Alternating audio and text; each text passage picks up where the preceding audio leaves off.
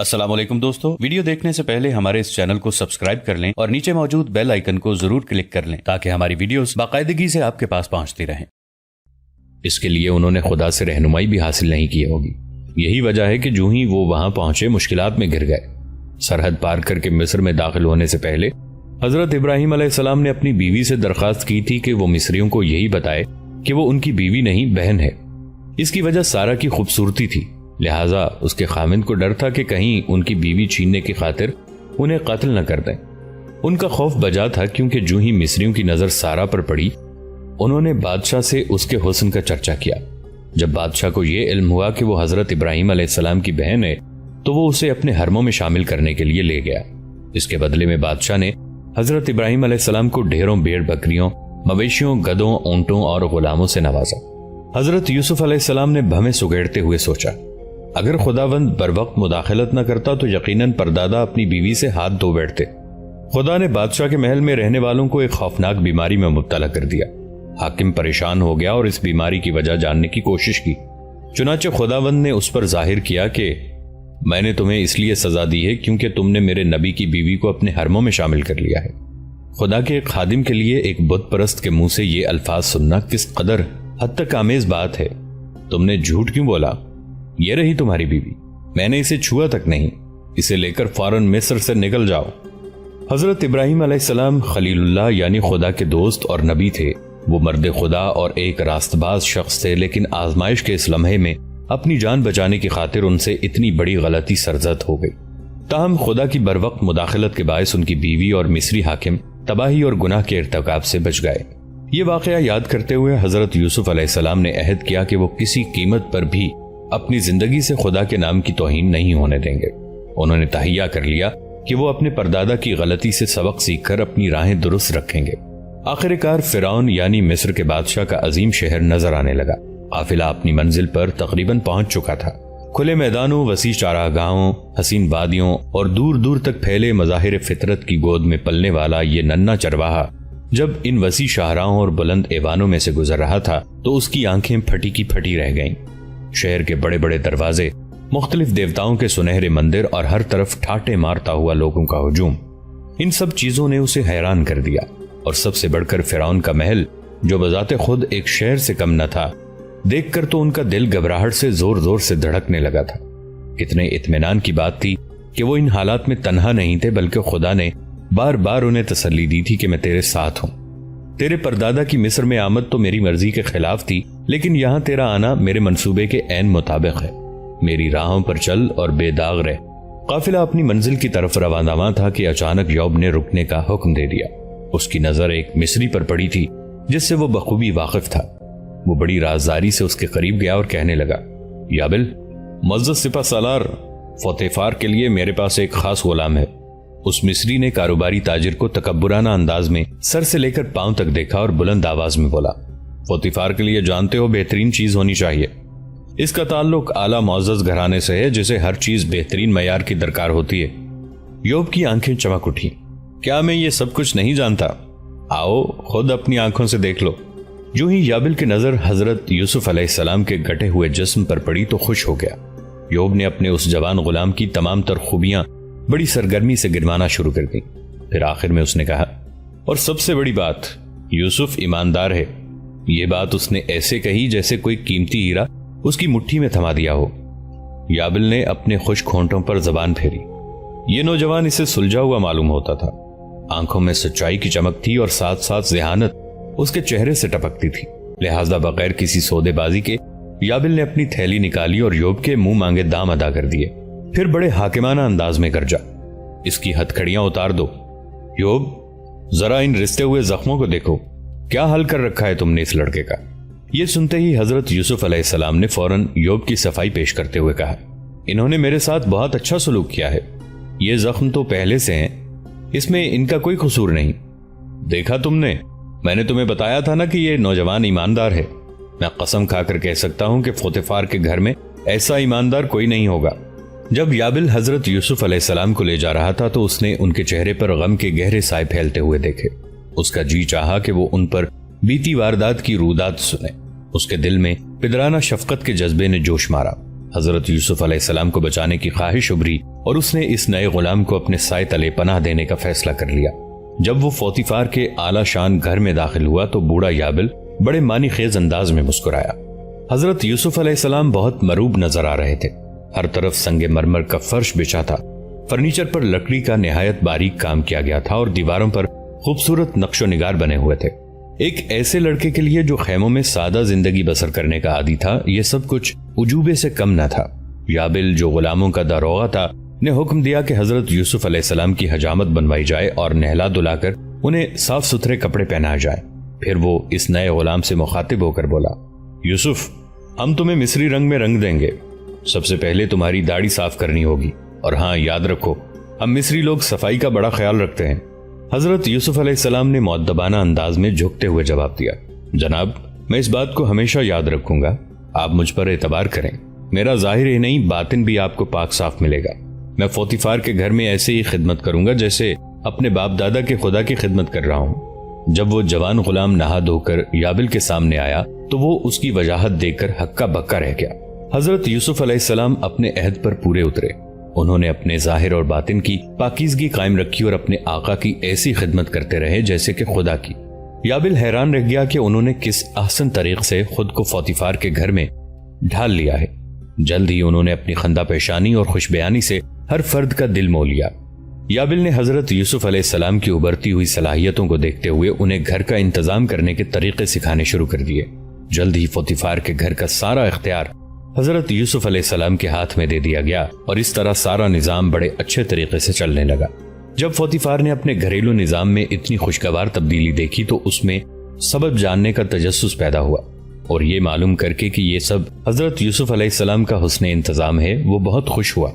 اس نے اپنے باقی انتظامات بھی کلی طور پر انہی کو سونپ دیے۔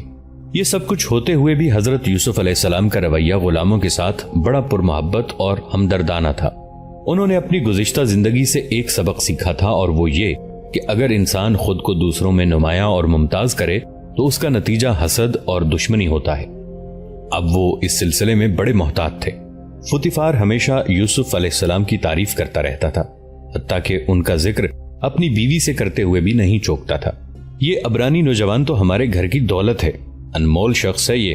جب سے اس نے انتظام سنبھالا ہے مجھے دھوکہ بازی اور لڑائی جھگڑوں کی پریشانی سے نجات مل گئی ہے۔ اب میں سب کچھ اس پر چھوڑ سکتا ہوں۔ اگر کوئی فساد سر اٹھاتا بھی ہے تو یوسف اسے بڑی ذہانت سے دبا دیتا ہے۔ مجھے ایسا لگتا ہے کہ اس کے خدا ہی کی وجہ سے ہمیں اتنی برکت ملی ہے۔ اس کی بیوی مسکرا دیتی۔ وہ تو پہلے ہی اس پرکشش عبرانی کو، جو اب ایک بھرپور مرد بن چکا تھا، حسرت بھری نگاہوں سے دیکھتی رہتی تھی۔ فوتیفار اپنے منصبی فرائض کی ادائیگی کے لیے اکثر گھر سے باہر رہا کرتا تھا۔ اس کی غیر موجودگی میں اس کی بیوی بیزاری اور تنہائی کا شکار رہتی تھی۔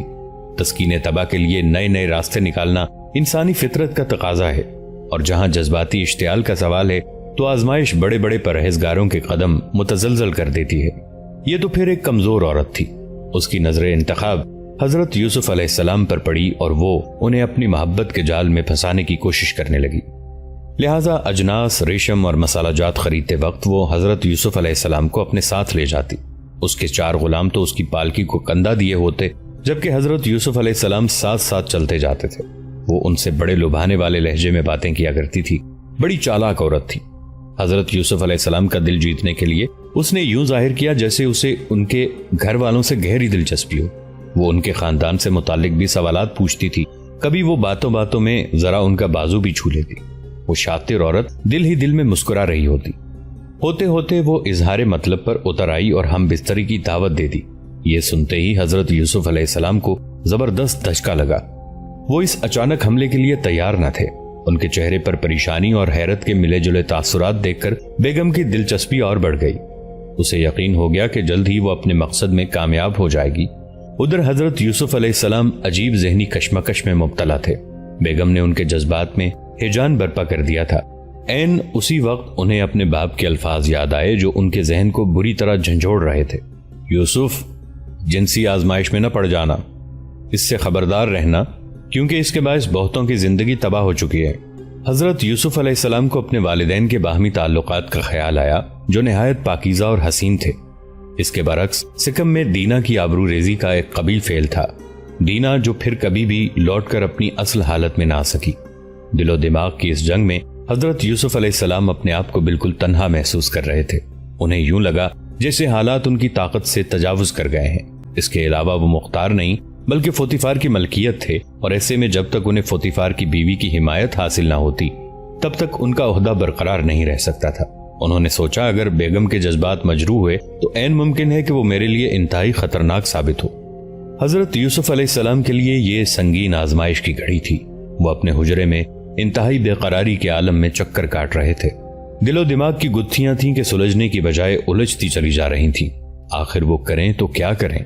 دوسری طرف خدا ان کی زندگی سے مخصوص کام لینا چاہتا تھا.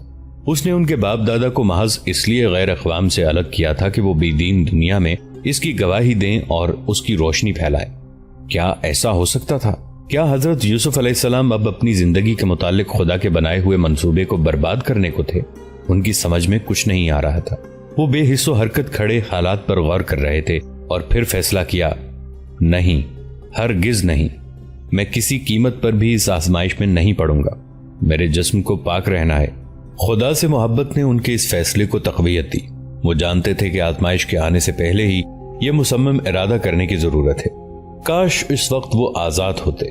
بے شک فوتیفار انہیں ایک خوش قسمت انسان سمجھتا تھا کیونکہ ان کو اس کے گھر میں اعلیٰ منصب حاصل تھا، لیکن وہ کرب کے ان لمحات کا اندازہ نہیں لگا سکتا تھا جب گھر کی یاد ان کو پہروں تڑپاتی تھی اور ان کا دل اپنوں سے ملنے کے لیے مچل مچل جاتا تھا. اب بلہا کی باتیں ان کی سمجھ میں آنے لگی تھیں. ایک طرف تو وہ ان کے باپ کے حرموں میں شامل تھی اور دوسری طرف وہ ان کی ماں کی لونڈی تھی. اسے شوہر کی محبت کبھی نصیب نہیں ہوئی تھی. جن دو لڑکوں کو اس نے جنم دیا تھا وہ اس کے نہیں بلکہ راخل کے بیٹے مانے جاتے تھے. حیرت کی بات یہ تھی کہ اس نے خود کو رابن کے سپرد کر دیا تھا. حضرت یوسف علیہ السلام نے ایک سرد آہ کھینچی. بیچاری بلبا، اپنا سب کچھ دے کر بھی تو نے کچھ نہ پایا. رابن نے تو اپنی ہوس کی تسکین کر لی اور تو نے پوری خیمہ بستی کی لان تان کمائی اور سب کی نظروں سے گر گئی. ان باتوں کو یاد کرتے ہی حضرت یوسف علیہ السلام نے فیصلہ کن انداز میں اپنا سر بلند کیا. کیا ہوا جو غلام ہوں؟ یہ غلامی جسم کی غلامی ہے، لیکن میرا باطن، میرا ضمیر آج بھی آزاد ہے. باطنی طور پر آزاد انسان ہوں. میری تمام تر زندگی خدا کے لیے وقف ہونی چاہیے. اے میرے باپ دادا کے خدا، اپنی تمام تر جنسی خواہشات پر غالب آنے میں میری مدد کر. بخش دے کہ میں ہر اس چیز سے اپنی آنکھیں اور ذہن بند رکھوں جو نفسانی خواہشات کو مشتعل کرتی ہے. ابھی وہ انہی باتوں میں گم تھے کہ بیگم کی لونڈی بشامہ نے ان کے خیالات کا سلسلہ توڑ دیا. اس نے انہیں اپنی مالکہ کے ذاتی کمرے میں آنے کا حکم سنایا. حضرت یوسف علیہ السلام نے اپنے ذہن کو زور کا جھٹکا دیا. ان کے ضمیر کی تنبیہ آمیز آواز مسلسل ان کی مشاورت کیے جا رہی تھی. خبردار، جو کچھ بھی تم کرو سوچ سمجھ کر کرنا. تمہاری ذرا سی کوتاہی فوتیفار کے قہر کو بھڑکا دے گی اور پھانسی کا پھندا تمہارا انجام ہوگا.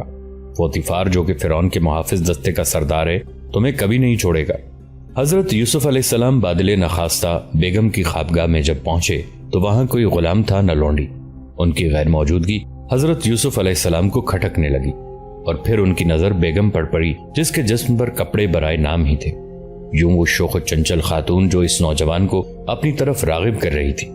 حضرت یوسف علیہ السلام کی پوری کوشش تھی کہ ان کی نظر اپنے آقا کی عزت کے برہنہ بدن پر نہ پڑے. پھر ہمت کر کے بولے، میری مالکہ، فوتیفار جیسے معزز شخص کی بیوی کو یہ زیب نہیں دیتا. خدا کے لیے بس کیجئے یہ سب کچھ.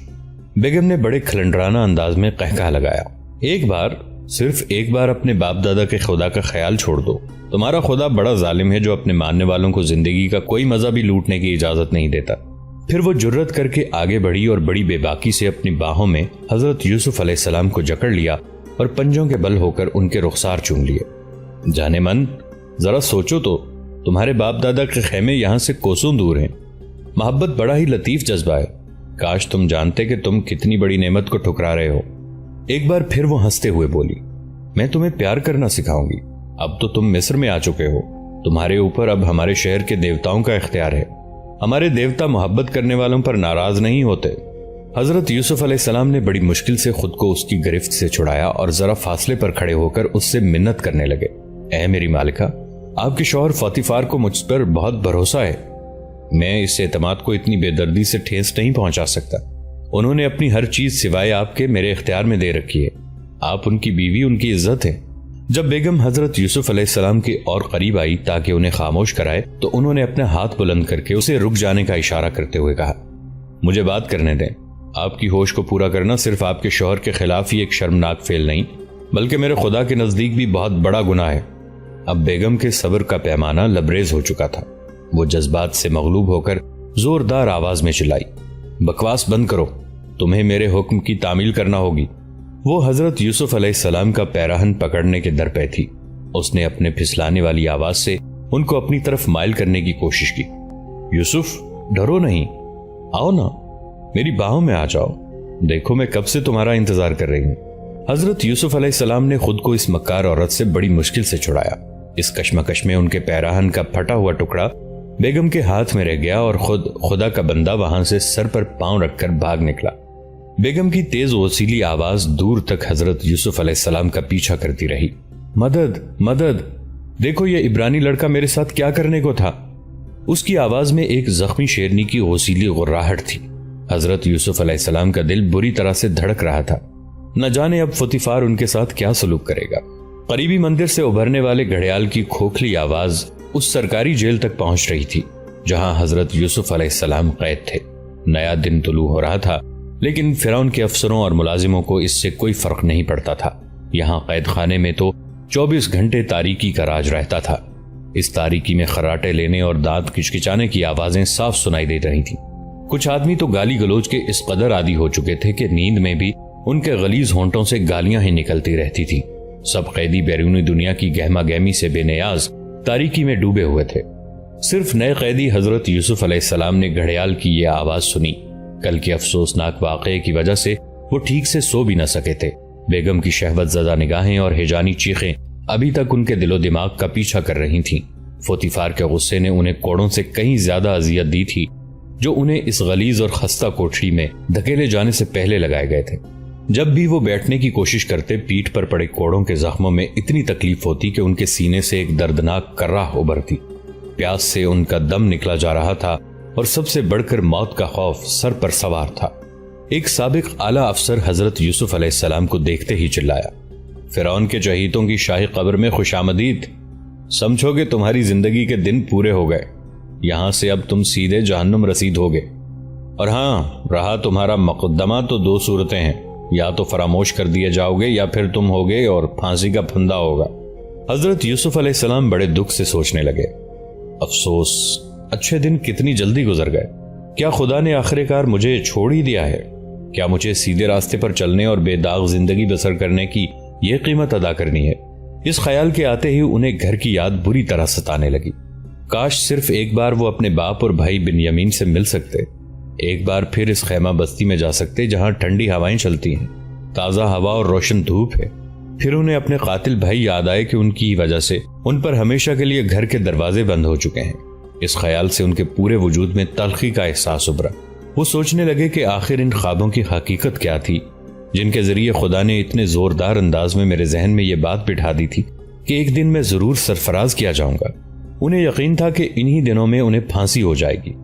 خدا، اب خدا کہاں ہے؟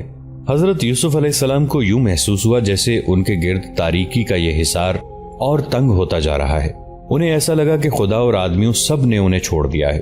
کیا وہ تاریک قوتوں کے ہاتھ میں صرف ایک کھلونا بن کے رہ گئے ہیں؟ قریب تھا کہ ان کے ایمان کی کشتی مایوسی کے منہ زور دھارے میں بہہ جاتی، لیکن پھر خدا نے بڑی شفقت سے انہیں یہ یاد دلایا کہ انہوں نے تو ایک بہت بڑی فتح پائی ہے۔ آزمائش کے اس دور میں وہ ثابت قدم اور خدا کے وفادار رہے ہیں۔ حضرت یوسف علیہ السلام نے محسوس کیا کہ خدا ایک بار پھر ان کی ہمت بندھا رہا ہے تاکہ وہ اس کی راہوں پر چلتے جائیں۔ خدا خود ان کی عزت کا ضامن ہے۔ اس کا یہ وعدہ ان کے لیے ایک روشن حقیقت تھا۔ اس کے ساتھ ہی اس غمزدہ اور گھائل نوجوان کا حوصلہ بلند ہو گیا۔ وہ اکثر ایک تیرا و تار طویل دن کے تصور سے ہی بہت مایوس دکھائی دے رہے تھے۔ پھر کسی نے پھپتی کستے ہوئے کہا، جب تک فرعون کی پسند کا ناشتہ تمہیں مل نہیں جاتا انتظار کرو، پھر تمہارے مزاج ٹھیک ہو جائیں گے۔ ایک اور قیدی بڑی پھیکی سی ہنسی ہنستے یہ بولا، یوسف، میں شرط لگاتا ہوں کہ لوگ تمہاری بڑی باتیں بنا رہے ہوں گے۔ سچ بتانا پٹھے، سچ بتانا، فوتیفار کی بیوی واقعی بہت خوبصورت ہے۔ دوستو، آج کے لیے اتنا ہی۔ اسی کہانی کی اگلی قسط کے ساتھ بہت جلد حاضر ہوں گے۔ نیچے کامنٹ سیکشن میں اپنی رائے کا اظہار ضرور کیجیے گا۔ ہمارے اس چینل کو سبسکرائب کر کے نیچے موجود بیل آئیکن کو بھی ضرور کلک کیجیے گا اگلی ملاقات تک کے لیے ہمارا اور آپ کا اللہ نگہبان۔